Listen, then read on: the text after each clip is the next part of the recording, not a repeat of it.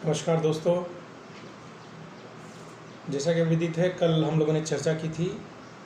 अनुस्थिति ज्ञान एवं चलिष्णुता प्रशिक्षण के ऊपर। आज हम इसी चर्चा को आगे बढ़ाते हैं तथा ये जानते हैं कि इसकी आवश्यकता क्यों है, ये क्यों इतना गुरुत्वपूर्ण है, क्यों इतना महत्वपूर्ण है किसी भी इंडिविजुअल के लाइफ में। किसी भी व्यक्ति के अंदर चलने फिरने की क्षमता में कोई कमी आ जाती है, दूसरों के ऊपर वो डिपेंडेंट हो जाता है, तो उसके अंदर बड़े सारे कमियां आ सकती हैं, परेशानी आ सकती है। चाहे वो मनोवैज्ञानिक रूप से हो, चाहे वो शारीरिक रूप से हो, आर्थिक रूप से भी वो कमज़ोर हो सकता है, भावनात्मक रूप से भी उसके अंदर कमी आ सकती है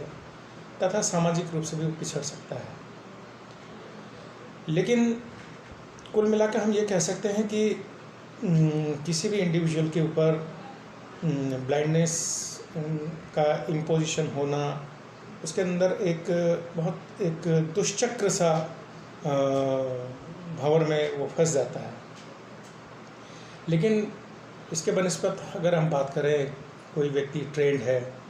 वो उसको ट्रेनिंग मिल चुकी है माँ बाप के द्वारा, अभिभावक के द्वारा या टीचर के द्वारा या मोबिलिटी इंस्ट्रक्टर के द्वारा, तो उसके अंदर क्या क्या चीज़ें डेवलप होती हैं। सबसे पहली बात है कि पर्सनैलिटी डेवलपमेंट। आपको मालूम है कि रेस्ट्रिक्टेड जो मोबिलिटी होती है, व्यक्ति के अंदर ब्लाइंडनेस हो जाना और वह एक कोने में बैठ जाना, वह बहुत सारी चीज़ों से वंचित रह जाता है। दुनिया में क्या चीज़ें चल रही हैं, कॉन्सेप्ट डेवलपमेंट के ऊपर उसकी बड़ी कमी हो जाती है। रियल वातावरण, जो रियल एक्सपीरियंसेस है, अनुभव हैं, उससे वो वंचित रह जाता है। लेकिन व्यक्ति अगर ट्रेंड है और मोबिलिटी करके बाहर निकल रहा है, दुनिया में जा रहा है, आ रहा है, दूसरे स्थानों में जा रहा है, तो उसको ये इन सब चीज़ों का अनुभव होना शुरू हो जाता है, रियल एक्सपीरियंसेस का अनुभव होना शुरू हो जाता है, कॉन्सेप्ट डेवलपमेंट उसका बेहतर हो जाता है। तो हम लोग कह सकते हैं कि पर्सनैलिटी डेवलपमेंट उसकी ठीक हो रही है। और दूसरी जो बात है कि किसी भी व्यक्ति के अंदर ब्लाइंडनेस एक दिक्कत करती है, वो डिपेंडेंट हो जाता है।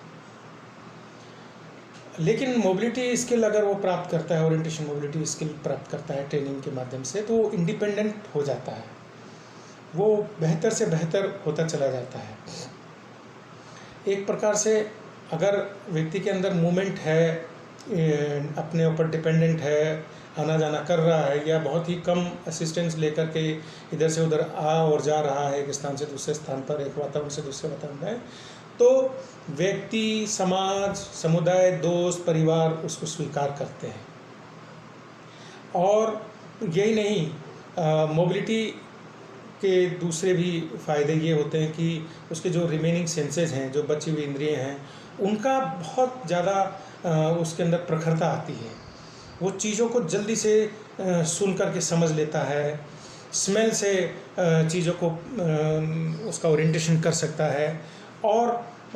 वातावरण को वो बेहतर तरीके से समझना शुरू करता है। उसके शारीरिक भंगिमाएं में परिवर्तन आता है, उसके शारीरिक बनावट या पोस्चर्स में इम्प्रूवमेंट आता है, तथा उसके चलने फिरने में कोई कमी होती है तो धीरे धीरे दूर होती चली जाती है। और मैं ये कह सकता हूँ कि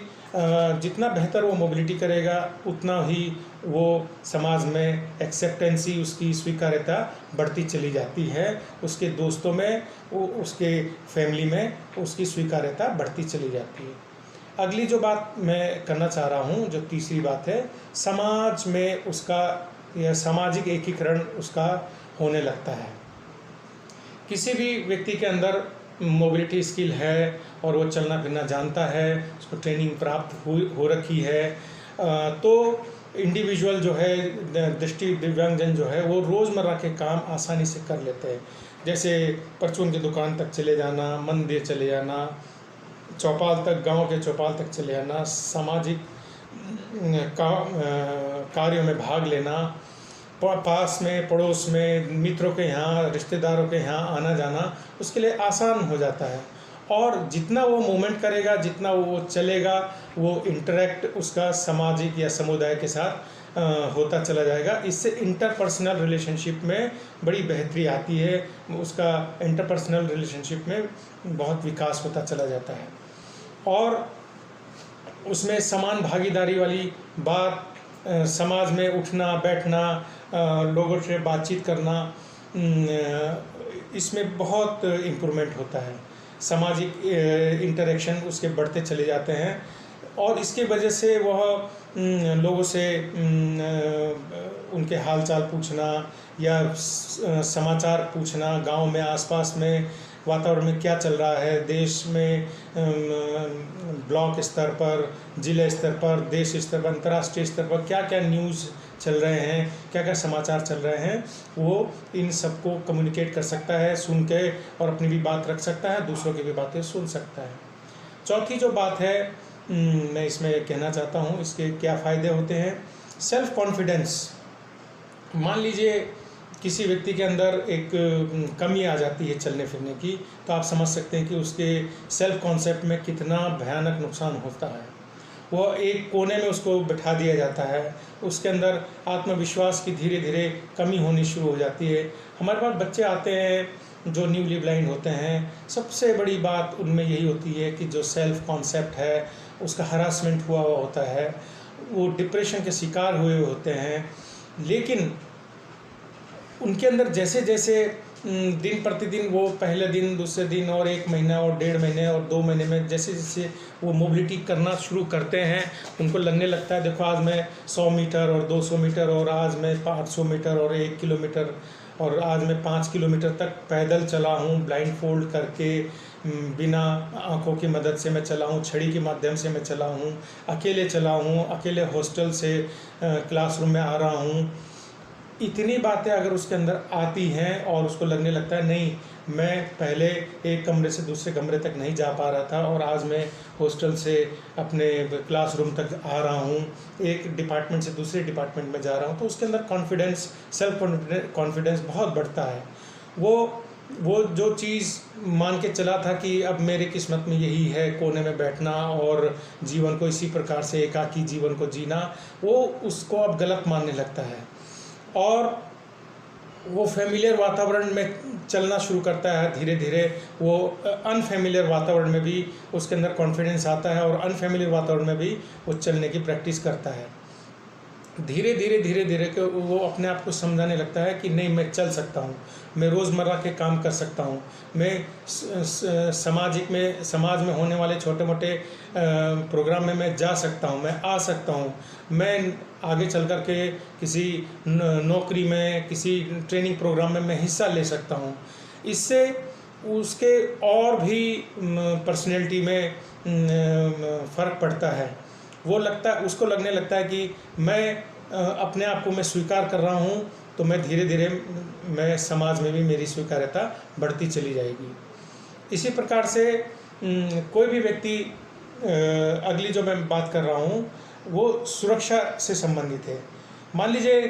कोई एक इंडिविजुअल है जिसको चलने फिरने की बड़ी समस्या रही है ब्लाइंडनेस की वजह से, और वो चलते समय टकराता है और टकराता है तो डरता है और डरता है तो और कॉन्फिडेंस उसका लूज़ होता है। कॉन्फिडेंस लूज़ होने से उसके अपने आप को, शरीर को समेट के चलता है, डर डर के चलता है, तो कॉन्फिडेंस और लूज़ होता है। लेकिन अगर वो ट्रेंड है, ट्रेनिंग उसको मिल रही है, भले वो 2 महीने की हो, 3 महीने की, 6 महीने की ट्रेनिंग उसको मिल रही है, तो उसके अंदर एक सुरक्षा की भावना आती है। क्योंकि मोबिलिटी में अनेक प्रकार के सुरक्षा से संबंधित उसमें स्किल्स भी सिखाए जाते हैं, अपर बॉडी प्रोटेक्शन या लोअर बॉडी प्रोटेक्शन या क्रॉस बॉडी प्रोटेक्शन या छड़ी के माध्यम से कैसे चलना। वो अपने आप को सुरक्षित महसूस करने लगता है और जैसे जैसे वो सुरक्षित महसूस करने लगता है वह उसके अंदर कॉन्फिडेंस भी आता है। Mobility education